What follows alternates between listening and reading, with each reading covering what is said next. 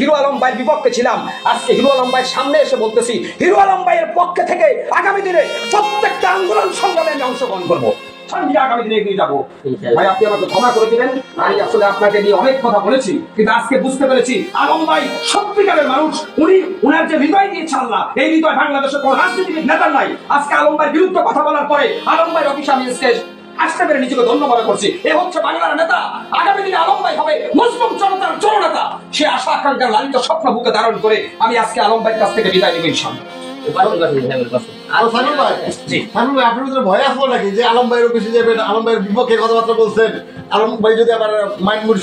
আমি একটা কথা বলি, হযরত ওমর ফারুক রাদিয়াল্লাহু তাআলা আনহু বিশ্বনবীকে হত্যা করতে এসেছিল তলোয়ার নিয়ে। বিশ্বনবী বলল ওমরকে আসতে দাও। বিশ্বনবীর চেহারা দিয়ে তাকানোর পরে ওমরের তলোয়ার ধুয়ে দিয়ে ওই ওমর ফারুক বিশ্বনবীকে বলল যে হে রাসূল, আজ থেকে আমি আপনার সৈনিক, আজ থেকে কাফেরদের বিরুদ্ধে জিহাদ হবে। আজকে হিরো আলম ভাইয়ের বিপক্ষে ছিলাম, আজকে হিরো আলম ভাইয়ের সামনে এসে বলতেছি হিরো আলম ভাইয়ের পক্ষে থেকে আগামী দিনে প্রত্যেকটা আন্দোলন সংগ্রামে আমি অংশগ্রহণ করবো। এটা আমার চ্যালেঞ্জ এই জাতির কাছে।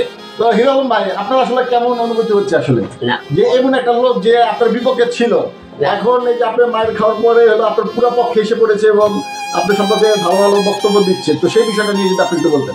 এখন প্রতিটা মানুষেরই দূর থেকে মনে করে একভাবে ধারণা হতে পারে, ভুল ধারণা হতেই পারে যে যখন একটা লোক প্রকৃত বুঝতে পারে না এই লোকটাই সঠিক আছে, আমরাই ভুল ছিলাম, কেউ কারো